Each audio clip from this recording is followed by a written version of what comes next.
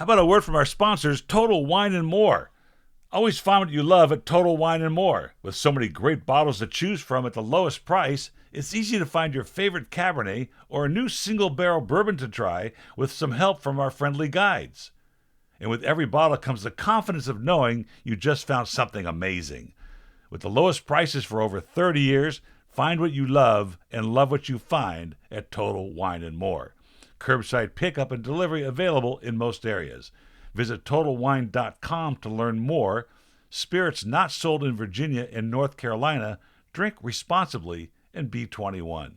Carson, Leno, Fallon. Now, it's Wine Talks with Paul K.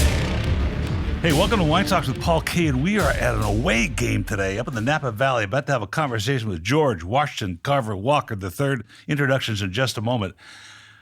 I want you guys to have a listen to a show I just did with Angela McCrae. She's the CEO of the African American Association of Wine Vintners. You know, I always get that wrong. Is it the Association of African American Vintners? Yeah, exactly. I put them in the wrong order. No worries. But incredible conversation about her passion for the industry and what's changed over the years that I reached out in 2004. As well, a conversation with Marinela Ardelin, a PhD who specializes in Romanian wine. And that conversation was fascinating because I read from my father's newsletter from 1981 as he featured a Romanian wine when it was ruled by the Soviets. So you have a crazy perspective on wine from her. So listen to those. Hey, subscribe to the show, please. If you don't have anything nice to say for a review, don't say it. But if you do, go ahead and give me a review. I appreciate it. But welcome to the show, George. Thank you so much. This is incredible to be here. Well, that's kind of you to say. You know, we were talking at the show, and I just want to say that show was amazing. I was so impressed with the quality of the show. It was just like a trade tasting I would have gone to in LA. Yeah, absolutely. You know, and Angela put a lot of work into that, obviously. Angela's so incredible. Yeah. We're so thankful to be a part of the AAAV, and to be able to be there this weekend and celebrate. How was your seminar you put on? It was great. About? Yeah. It was a panel discussion. It was on understanding the role of a sommelier, essentially. It was led by the amazing Elise Challenge Franken, who is the executive director for Wine Unify. Always have to shout out Wine Unify. They're doing incredible work. Mm-hmm. Also, who joined me on that panel was Bacchus, who is she's the hospitality director for the Incred Estate, which is put on by, of course, the Lawrence Family Group, which is led by Carlton McCoy here in the Valley. Mm-hmm. And then also... who else was on that panel? It was Vinny. Excuse me. Yeah, Vinny, Master Sommelier, of course. Morrow. Yeah, of course. Duh. I love that man. He's incredible. I have to get him on the show. He hasn't been on yet. You have to. Yeah, he is such a brilliant mind, and also just happens to be one of the only 4 Black Master Somms in the world. So, what do you think of that degree? I think there's value all of to. Them. I think all of them are just the Master of Wine, Master Somm, diploma. Yeah. I think it's brilliant. Honestly, yeah. I think it's really important to be able to have outlets to be able to learn. I think it provides great structure for learning and understanding, and just an understanding of wine knowledge. Now, I do think that the language of wine should be shifted in a sense where the language of wine, the way that we view it now, is viewed in a very Anglo-Saxon white lens, where other cultures can be able to add to it. And I'm saying that specifically when it comes to tasting wine.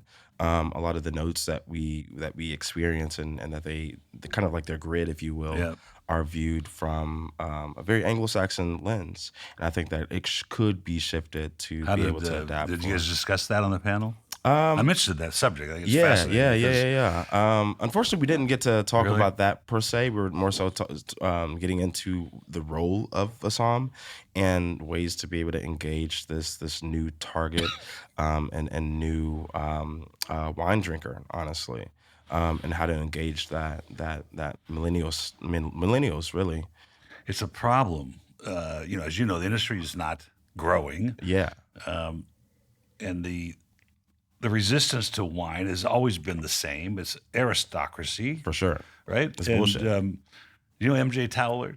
I don't think He's the so. black wine guy. He calls himself. Oh, yeah, dope. Yeah, MJ. That's my MJ. boy. Yeah, that's Yeah. my homie. My bad. Sorry, You- MJ, if you're looking to listen. I love you, bro. I I'll love edit you. that out for you. Don't worry about it. He had a great explanation for it on the show, and I was like, wow, that makes a ton of sense because it has been for the wealthy in general. Let's sure. talk about that. Even this woman I was talking about this morning, Dr. Thatch, she's a PhD and an MW. She lives here in Sonoma, and she talks about in her book that, even in the days of the Egyptian times, the wine was for the wealthy. Yeah. But I wonder, like when Gary Vee was talking back in the early days and trying to get wine more approachable for everybody, he was using terms like smells like Fruit Loops. For sure. Using Absolutely. things, right? Yeah. Is that, and I think that love probably made most traditional wine guys cringe, Yo, fuck them. right? Yeah, no, honestly, seriously. I mean, it's and you experience wine, you experience everything Right. from your own lens, right? And to be able to express and to be able to connect with a person, you have to meet them where they are, right? And in order to be able to engage those who aren't experienced or who are novices when it comes to wine, you have to be able to speak to them where they're at. Whether you're speaking to a master of wine or a master of somm, or you're speaking to somebody that's on the street that doesn't know the difference between a Cabernet Sauvignon or a Cabernet Franc, or even or a Cabernet Sauvignon or a Chenin Blanc, whatever it may be, right? I was yesterday. I heard a couple of women say, I don't mean that women, everybody was saying, but I only heard two women say it. Don't get in trouble. Cancel. She was telling the gentleman at the vintners, the Virginia table, pretend I don't know anything because I don't. Right. I love Basically that. what she said. Yeah, And so it does shift the conversation a little bit. for sure. Today, when I went to the appointment that I didn't have, I tasted some wine, and the gentleman said, "This has a sarsaparilla." I've never heard anybody use the term sarsaparilla. Word. Okay. Which is sort of a root beer kind of thing. And I thought, wow, okay, that's a tough one. Yeah. I Yeah. knew what it was, but I Right. don't think anybody else would Yeah, know. yeah. Likewise, it's the same thing as like a gooseberry. Like gooseberry. who the hell has actually had a gooseberry? Like but it's a defining feature or defining description that's used so widely to express what It is loud, a New Zealand Sauvignon Blanc smells like. But I've had a gooseberry. The first time that I actually saw a gooseberry They're really good. was in Napa at Whole Foods. Yeah. They are good. They're pretty fire. But if you weren't in the wine world, most people would not know what that is. One of the words was cess. My dad used to complain about Sanford Pinot because they would use the term Satsuma plum. Interesting. Well, That's so specific. I've never heard of Satsuma plum. I've never tasted one. I haven't. But does that change the dialogue? I mean, does it really, like yesterday, let's just go take yesterday, a lot Right. of novices, a lot of experienced people there. Does that change the narrative when you're talking to them? For sure. I mean, people don't like being talked over, or there's this whole connotation that's had with wine in general, right? Like we said, wine has always been looked at as someone who is either very astute or elite, and it can be elitist, whether that's in the traditional wine world or even more so in the natural quote unquote wine world, both of which are equally as pretentious. I mean, the natural wine world might be even more pretentious, to be honest with you. So I do think that it does change a person's outlook on the beverage and the industry, whether it's for a consumer or whether it's someone who wants to get into the industry as a profession. It definitely changes their outlook if you're talking down or talking over them. It's an interesting thought. I never thought about potentially the level of accessibility changing from the organic, biodynamic, natural world being different than the traditional version. Yeah. And I have to think about that a little bit as to how I would perceive that. Because there were a few there yesterday. One of them very good. I had this conversation Oh, for sure. with somebody about orange wine. It's like, wine was always organic, long before it was anything but organic. And now they're all patting themselves on the back for making it organic again. Yeah. And it's like, well, the Burgundians didn't use any of this stuff, even up until probably World War II. It was so interesting. We were talking about Burgundy before, and you were talking about how everyone in wine kind of always ends up in Burgundy. Yeah, for sure. But I did end up in Burgundy. I did harvest in Burgundy and Marceau back in 2021, which was not a great vintage, but great producers produce great wine every year. Sure. But my point is that while I was there, the winemaking style was so organic. And when I say organic, I'm not saying organic with these fancy frou-frou terms that everybody uses. I mean, it was organic in the sense that they didn't add anything. It was just what was there. We literally cleaned the tanks with hot water and a scrub. Like that was it. Versus here in America where we have so many different standards of things that we use to be able to even make things sterile. It's very different the way they do things in France versus here in the U.S. I think that's great lessons to learn. My daughter is a French trained. I'm going to get in trouble for saying this, and my friends always talk about your only daughter. Like they think I only have one kid because I talk about it. But she was a French trained boulangère. She went to Alain Decasse's pastry school. So, wow, that's incredible. And worked in Paris. And just look at the kitchens of the French compared to the American kitchen. Right.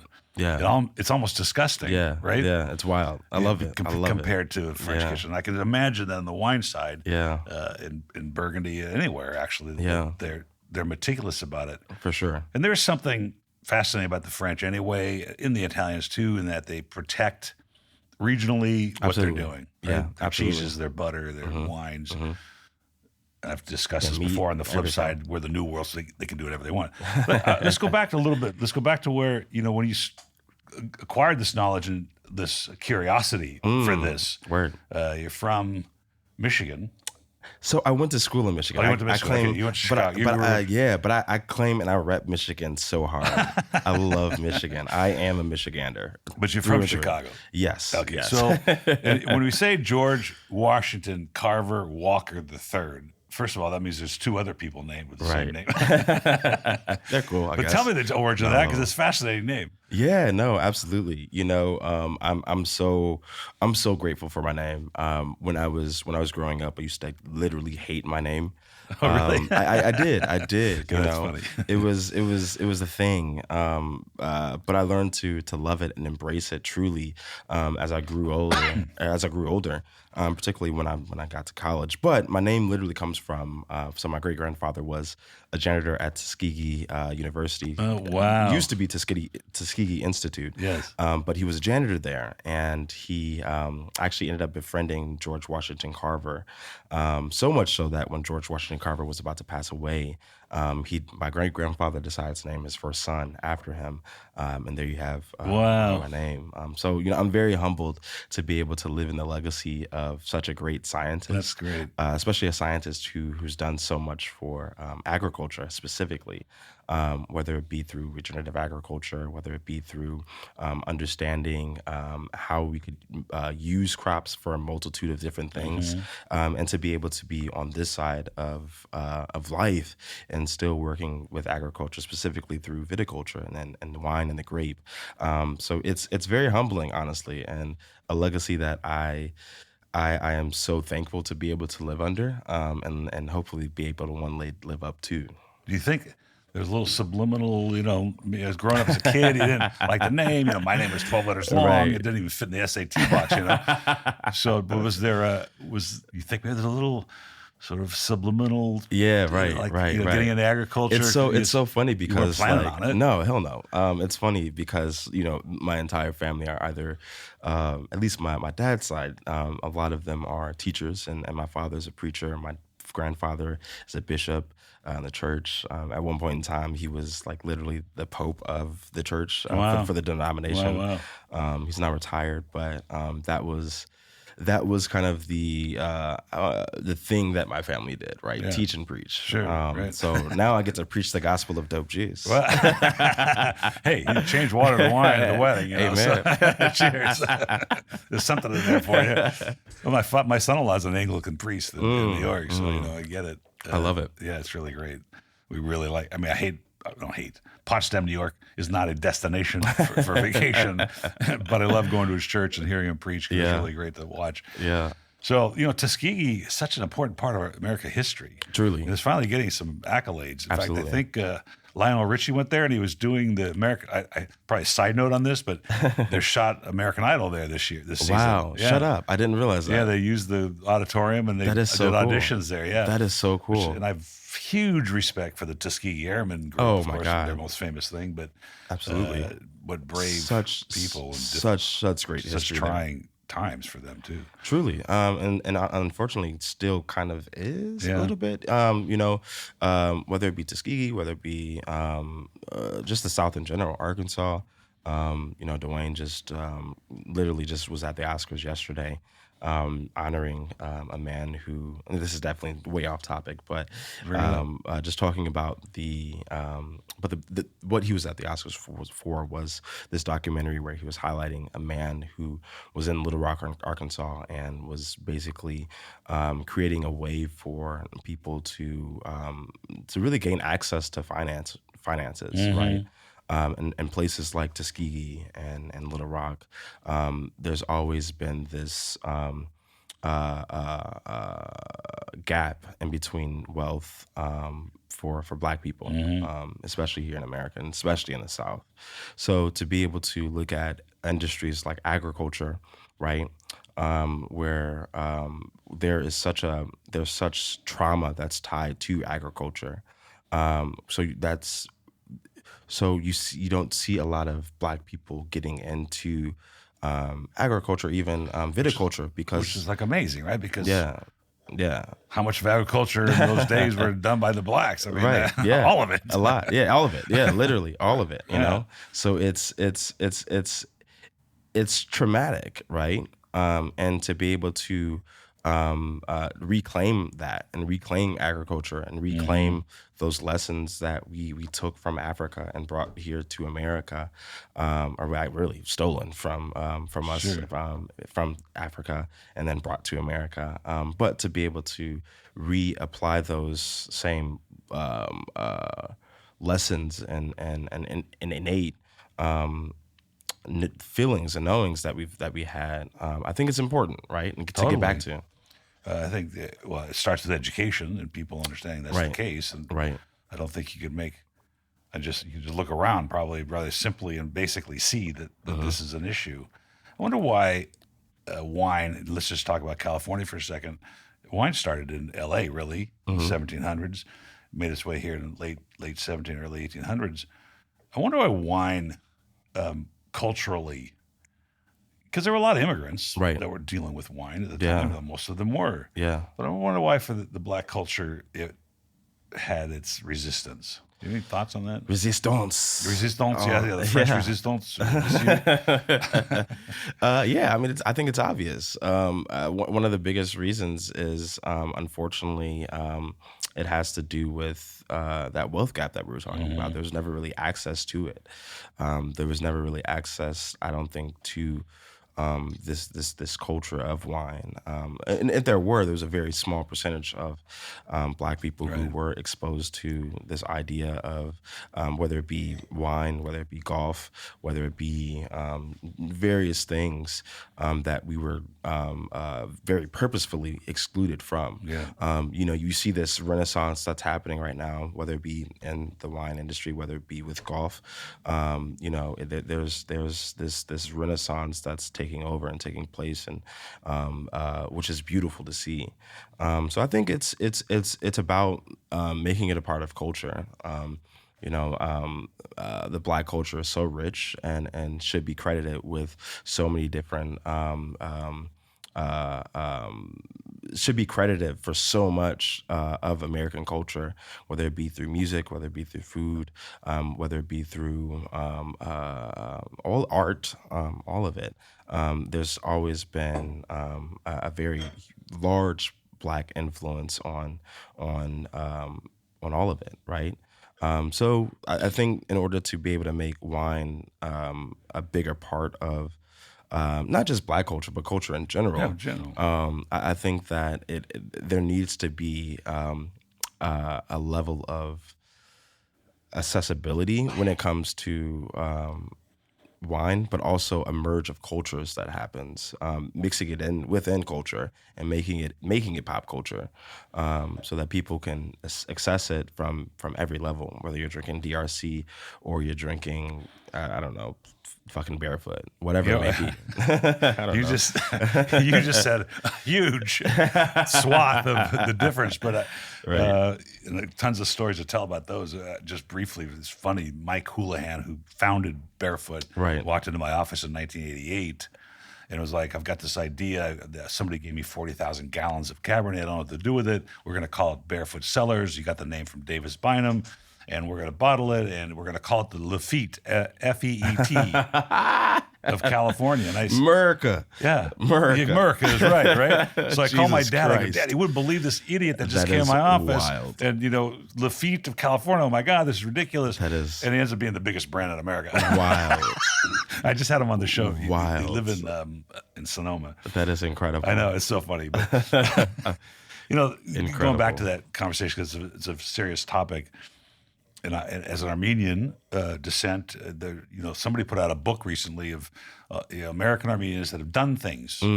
Like my wife's uncle invented the straw that you use for a Slurpee. Incredible. It's his straw.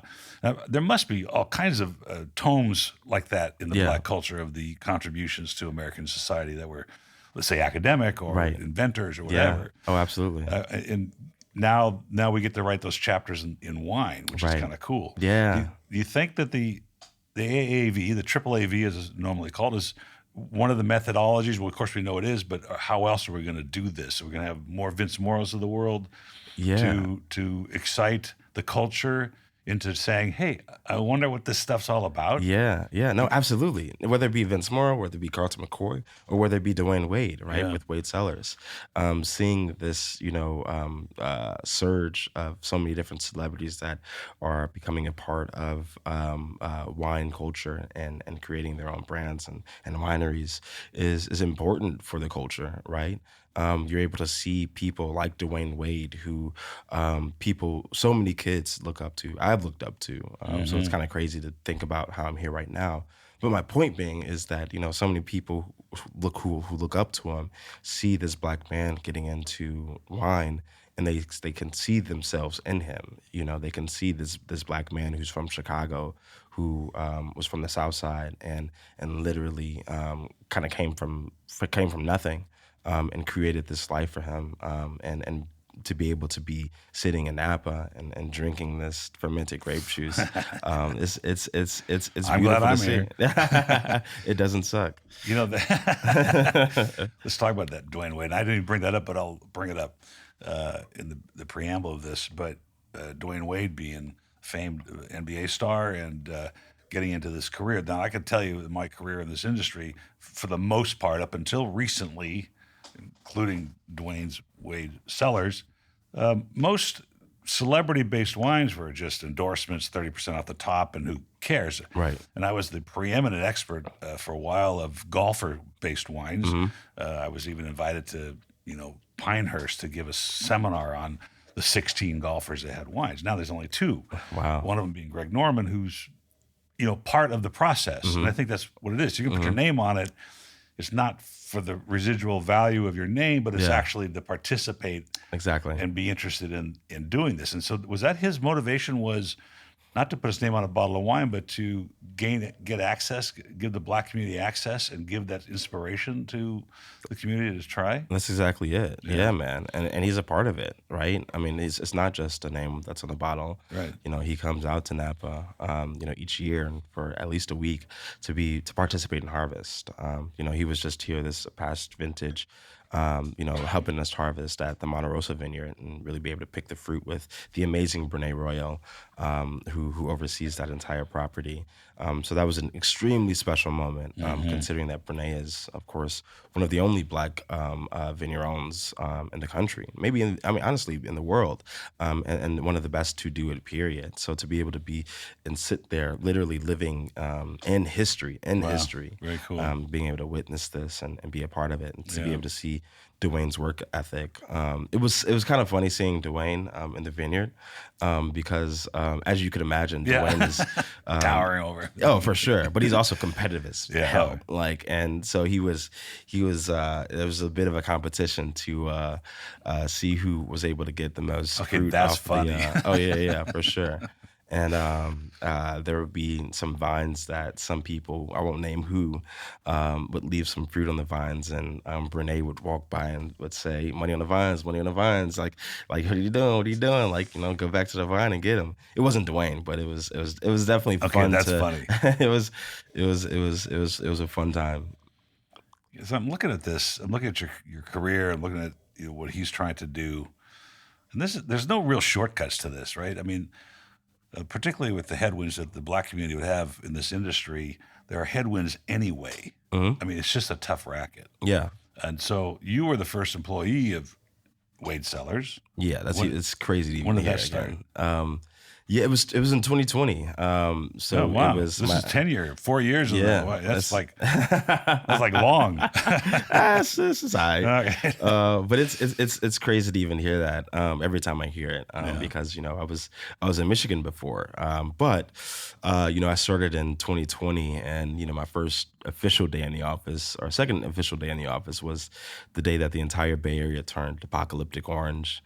And this was, of course, also during the pandemic. Wow. So there was just, of course, the fires that were going on, but all of these things that were happening as I was, moving cross country and picking up my life and starting anew. So Wow, that's amazing. Really. It was wild. And to see where we were then and what our identity was then and how it's kind of shaped to be now and where we see ourselves in the future we've always had the same ethos, right?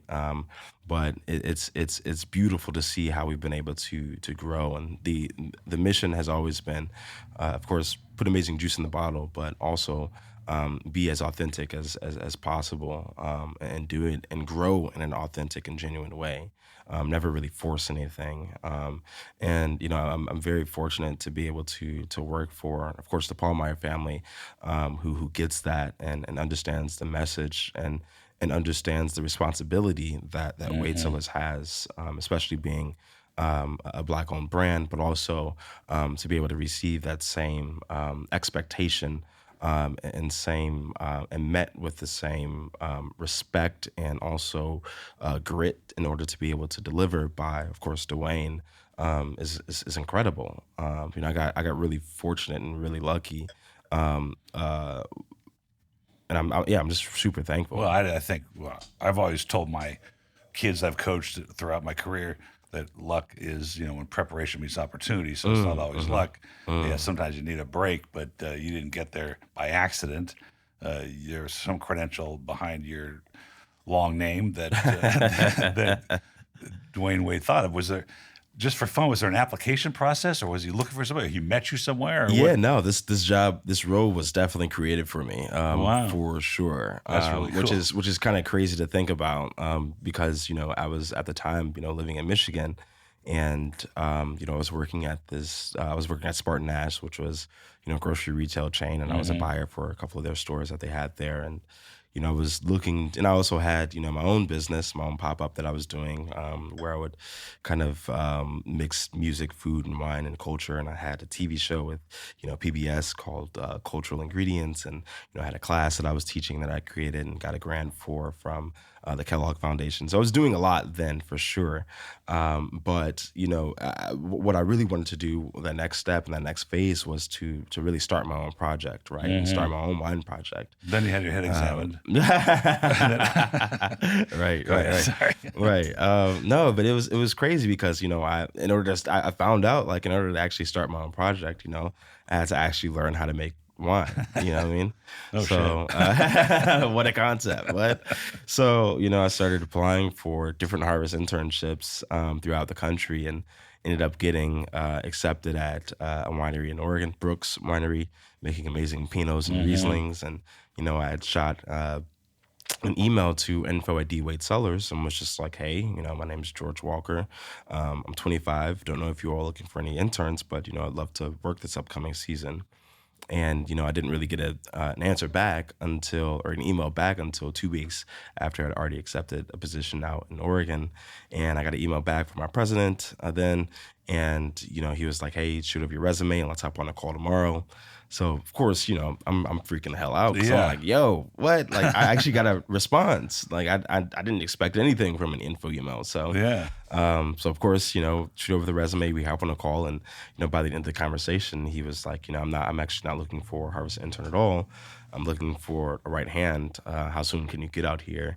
And then ended up moving to Napa 3 weeks later. Wow. That's a crazy story. It's not, and I said, it's not a colloquialism when preparation meets opportunity. Certainly, all the experience you had a lot to do with him giving you email back. Right. And you had the, the inspiration and the curiosity to do this. And you just happened to have the gumption to send an email and waited for a response, and it happened. And that's what life's all about. In my career, I worked for corporate America, one of the greatest sales organizations in the world.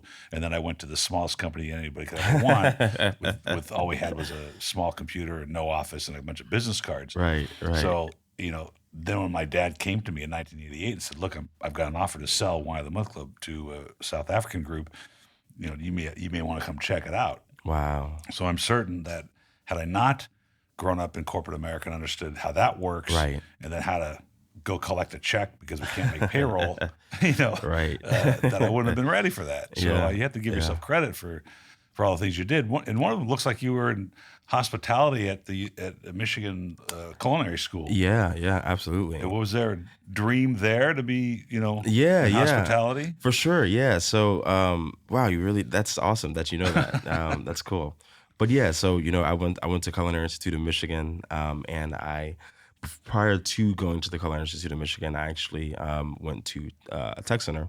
And I'm very thankful to my parents who encouraged me to go to a tech center because, the traditional way of learning was not necessarily best suited for me. When I say that, I mean the liberal arts aspect of learning. Right. So I was thankful that they, encouraged me to focus on more of the liberal arts aspect, and I ended up majoring in culinary in high school, and learned how to tournay and small dice and all the 5 mother sauces and all these different stocks and the basics, right? The fundamentals of French cuisine. So I decided that, I wanted to, continue in the industry. And, I had already worked in a restaurant flipping steaks and swordfish at 17 at this, Italian restaurant and making pastas and whatnot. So I knew that I wasn't necessarily cut from that cloth of being in the kitchen for the rest of my life. So I ended up majoring in food and beverage management. And the idea that I had was to do 2 years, and to be able to go after finishing my associates, be able to go to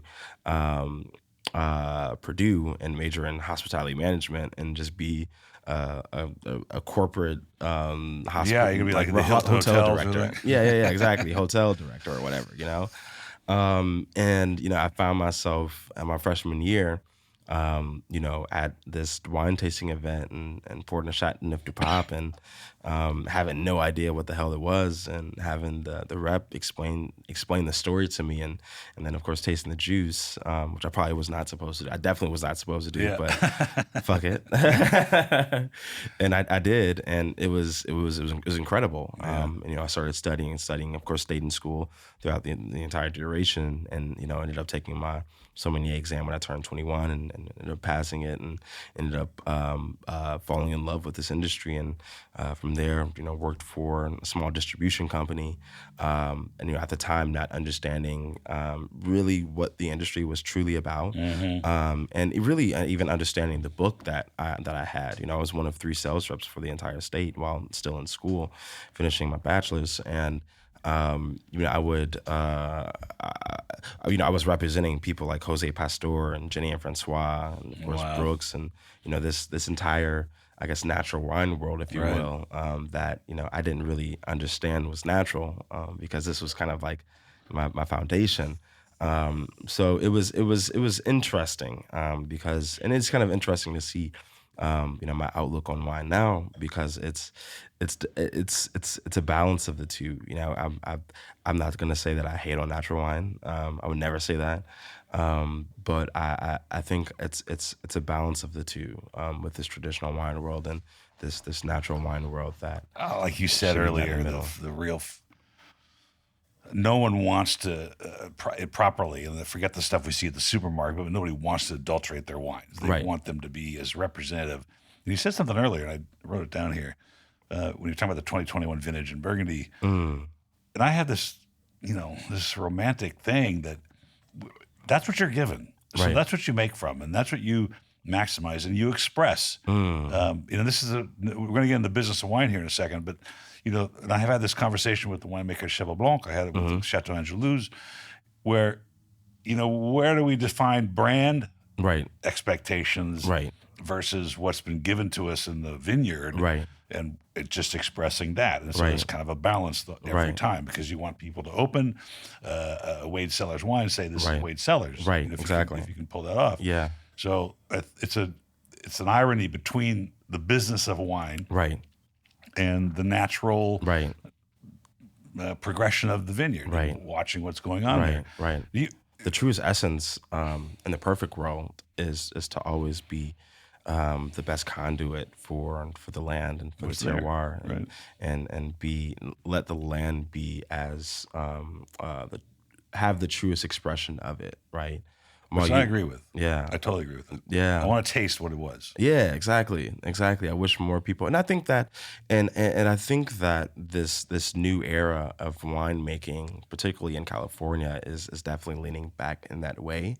I think we definitely veered off a lot, especially in post 97 into the mid 2000s. We kind of went astray, where we were focusing more on extraction and big fruit and jam and higher alcohol and all these things. But I think that this new wave and this new era of wine growers and producers are focusing more on the trueness of the land and the grape, and trying to give it as much expression, or let the land express itself to its truest form. I heard that yesterday twice from a couple winemakers. I didn't necessarily agree with them, because they were saying this is the future of wine. One of them was varietally expressive. Some of the stuff there's so many varietals, right? But I didn't even recognize two of them. And I said, I don't know that's it. We still have to wrestle with the idea that when people walk down the market shelves, they're seeing Josh and Apothic Red, and they're seeing all the reds that are sugared up and played with to taste the same every year, which is, we call formula wines. Right. And it's why you drink potentially Jim Beam or Jack Daniels. Because it always tastes the same. And so the McDonaldization. And those wines have been around, like my dad's store, Lancers, Petrus. I mean, not Petrus, Lancers. I mean, and, I will not be mad at drinking some Petrus. Matus. A slight. Right, a little, just a little different. Just a little. So, we were selling tons of those things. So I guess we're straddled with the idea that wine is business and it has to pull a profit. When I was talking to this woman, French woman, Pauline Vicard, who runs Arani Global, I don't know if we discussed this yesterday, but Arani is a grape in Armenia. It's like one of the original wine grapes, it's vinifera grapes. And they named this group, it's a think tank for wine, for premium wines. Right. And they use Arani because of its history. But they try to brainstorm the future of and the expectation of. And she made a comment to me, look, it's always been consumer driven. Madame Clicquot was making wine, sweeter wines for the Russians and drier wines for the English. It's just the way it was. Yeah. And I suppose that's accurate. I mean, we have to worry about selling things. And you made a very important point about the Wade Cellars wines, and that is, putting quality in the bottle. Because what's different between celebrity-based wines is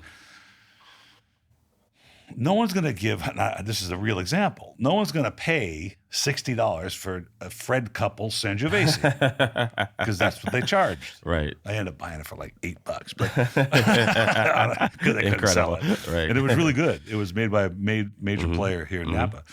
But the point is, unless it's in the juice, is in the bottle, Right. and the price is fair, Right. then they'll defer in the long run Right. to the fact that it's a celebrity, somebody they respect, or somebody that came bootstrapped their way into sports or whatever. Right. They'll respect that point. That's the Right. story. I get Yeah. to pour your wine, which this is gorgeous, this Chenin Blanc. It's actually developing in the glass as we're talking. Yes. Yeah. Thank you.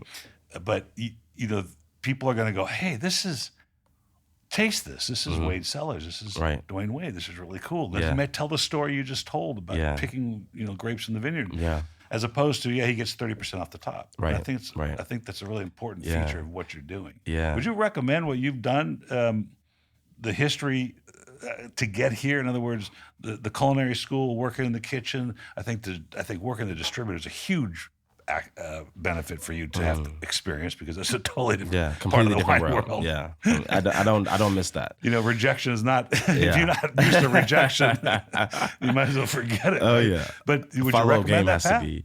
Yeah. I mean, I think my path was definitely a more. I think I had a very traditional path, honestly. The way that I got there, I think I've definitely had a very traditional path, honestly. Well, you've done a lot of things. It's not. Yeah. Working the line. Yeah, is not for everybody, as you realize. It's not, but I love food, and I love my first love will always be food. I love wine, but food is really my love. Wine is my love too, my passion. Don't get me wrong, but food is definitely So what about getting to Europe and doing these harvests with Domaine de Jacques, Cyril Ciroux? Yeah, it was Domaine de Monti, Louis Jadot group. Yeah, it was. I mean, why did you do that? And yeah.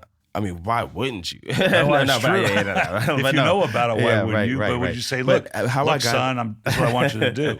Right. So how I got there was I was extremely, extremely fortunate to be one of the first recipients of a scholarship from the Roots Fund. The Roots Fund is another incredible organization that was kind of birthed in 2020. Not kind of, it was birthed in 2020 by the founders, Carlton McCoy, who I mentioned earlier. Incredible human. Have an amazing story about him, but also Aikimi Dubeau, and also Tahir Habibi, who is the founder of the Hughes Society. But I got to be one of the first recipients for their scholarship in order to be able to go and do a harvest in Burgundy. And I will always give credit to Matt Nauman for so many different things. Matt Nauman is such an amazing human.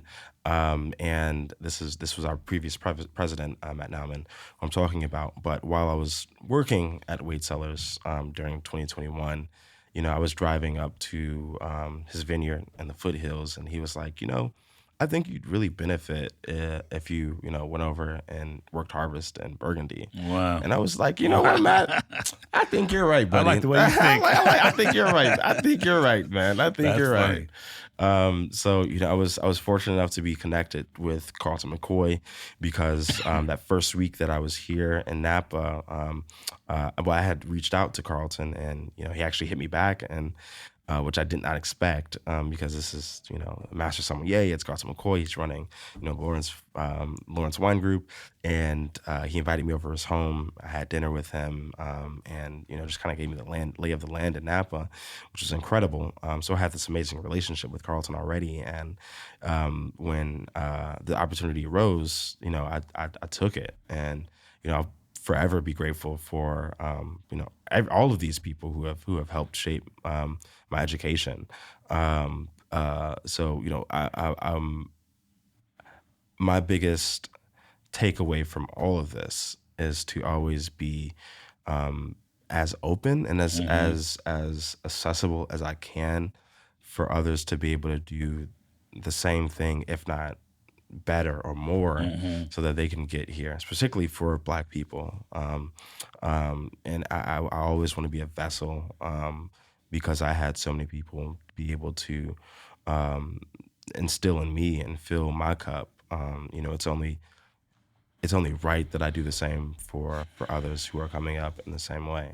You know, it's interesting you said that because one of the questions I'm going to have is how were you received as a black person in Burgundy? But France has never been a place for racism. In fact, they embraced For sure. American talent, Oh, you know, for back sure. in the 30s and Yeah. 40s, Josephine Baker, the whole thing. Absolutely. So all the great jazz musicians escaped from the South to France. I'm in the middle of her book. It's like this thing. It's an incredible story. It fascinates me.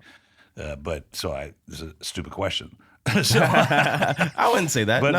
I wouldn't say that. But the idea of going to Europe, because some of the questions I asked, like, there's a lot of bootstrap winemakers in America that never went to school. They didn't do anything. They just worked in the same vineyard. Now they've known the vineyard for 20 years and they make wine. Yeah. If you take that person and those grapes and put it against somebody like you who's been around the world and experienced different cultures' approach to wine, and you were talking about how clean and how sanitary the wineries are, then you're going to get two different wines out of that same person.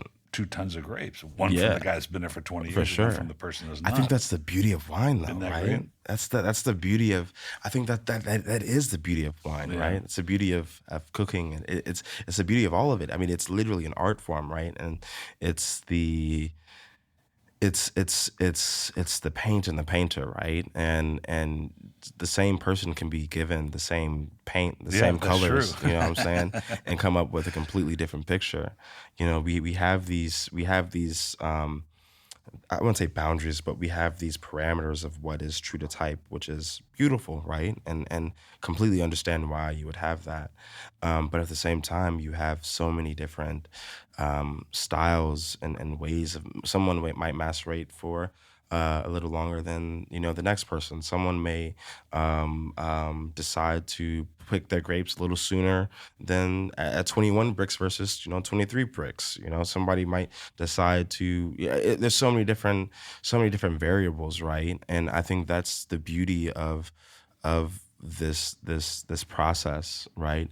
You're able to not only express the land, but also express yourself through this process. Well, what was Dwayne's approach to this? So this is clearly not a supermarket wine. Yeah. This is terroir driven. Yeah. This is grape driven. This is pedigreed sources of grapes. And what's the retail price? Yeah, let's talk about it. Yeah, so this is the 2022 Chenin Blanc. This is the first time that I've really getting to really dive into it. It's been sitting in bottle for about 2 months now, 2.5 months. It retails for $20 to answer your question. This is 100% from Clarksburg. We work with the Wilson Family Vineyard in Clarksburg, 100% organic fruit. It's quality juice, man. And it's really, I love Chenin, and Dwayne loved Chenin as well. You know, when he first started this project, you know, one of his goals was to, you know, really understand the history of wine growing in California, right? And as we know, you know, Chenin Blanc was one of the most widely planted grapes in California, even before Cabernet Sauvignon and Chardonnay, right? So being able to look at this grape and to pay homage to it and to really bring, I won't say bring it back because it's always been here, but to really be able to bring it to the forefront as opposed to doing something that's, I won't say as cliche as doing Chardonnay, because j'adore Chardonnay. I love Chardonnay. Like, that's when I make Proper a wine. Chardonnay. Yeah, proper Chardonnay. not right. popsicle stick Chardonnay. Right. Eventually, when I start to make wine, you know, I will make Chardonnay. But Chenin Blanc is also one of those beautiful grapes that, you know, we all love. It's so versatile, and he understood that, right? He understood that, you know, the spectrums of what Chardonnay can do. I mean, Chenin Blanc can do. Whether it be, you know, sweet, whether it be dry, whether it be still, whether it be sparkling, it has this wide range. And for a wine drinker that is just starting to get into wine, Chenin Blanc is a great gateway grape because it can kind of hit all of those different points of what that potential consumer might like. You're right. It's whether they know it or not. Yeah, that's right. It's probably one of the most versatile grapes there is. Like you said, able to make dry wines, semi-sweet, dessert wines, and sparkling at the same time. I think that sparkler that that the show yesterday, I had an incredible conversation with her. Have her card was a Charmat Chenin.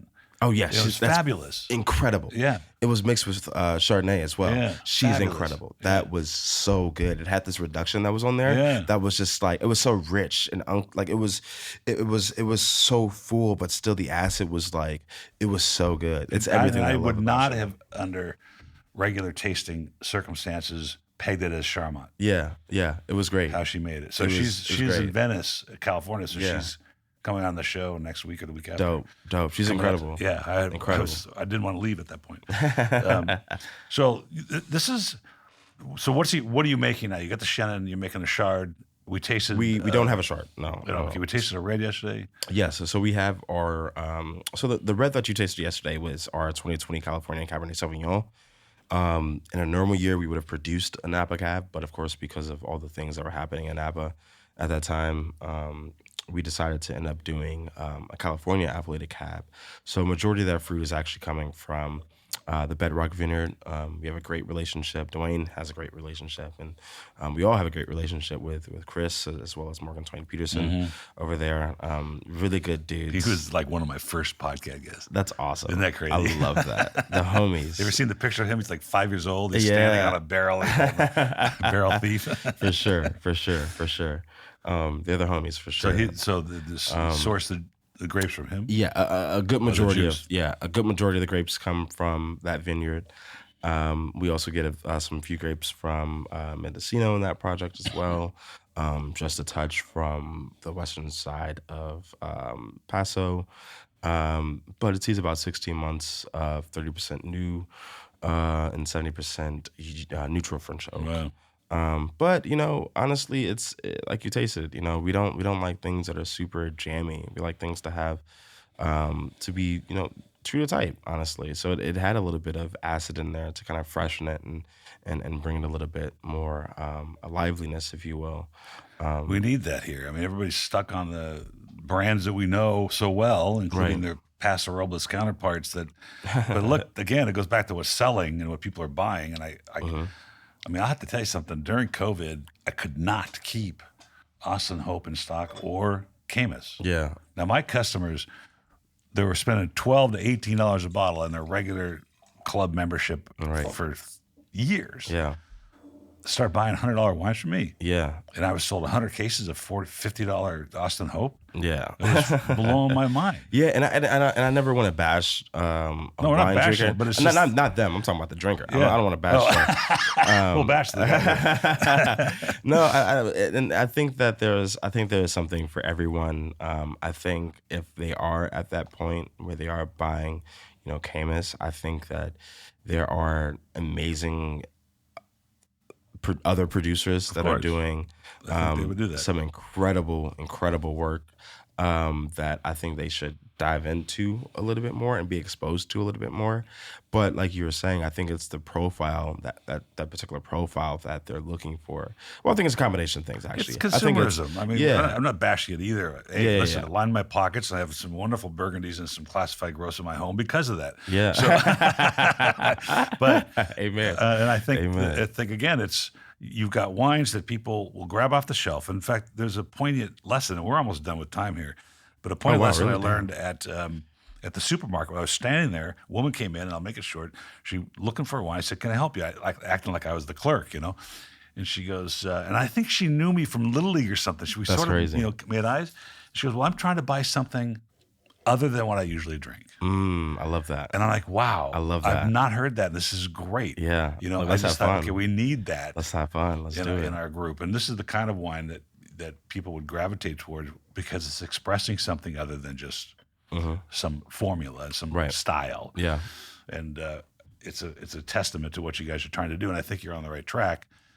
You've got all the pieces in place to make this work. The celebrity status is important, but it goes back to what's in this bottle. Right. Yeah. That people are going to have to say, gee, I got to taste this again. And then, like I said earlier, tell the story about what you're doing. Right. It's been a fabulous conversation. I know we're going to do it again. Yeah. Are we already short on time? Yes, Is we're it already done? It's 50 This is minutes, crazy, man. 50 minutes. And Wow. because this show airs in Atlanta, Denver, and Northern California, I have to keep it a certain amount of time. I or see. else they're going to cut us off anyway. Incredible. So it's such a pleasure meeting you and having you on the show. And for sure, I'm up quite frequently. We'll catch up next time we're here. Absolutely. Thank you so much for having Cheers. us on the show. This is incredible. Yeah. It's always incredible to be able to talk about spreading the gospel of dope juice. Yeah. To quote your grandfather, and your bishop, Yeah. the gospel of. Yeah, exactly. Absolutely. It's Absolutely. funny, anecdotally, before you get off, I said, my church in Southern California, for communion, they put grape juice in the thing. Oh, yeah. But my son-in-law in Potsdam, no way, yeah. man. He's put, Yeah. we're putting real wine in there. Funny story, actually, before we go off, I actually hate grape juice. Oh, really? I hate grapes. It's that's so funny. funny. Like Concord grapes, I can't do it, man. I can't do it. Wow, that's pretty Yeah. interesting. And so I grew up not taking communion the way that you're supposed to at all. Even more telling of your career. Cheers. Sante.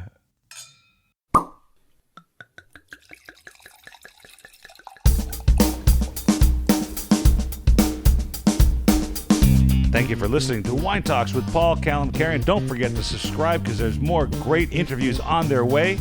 Folks, have a great time out there in the wine world. Cheers.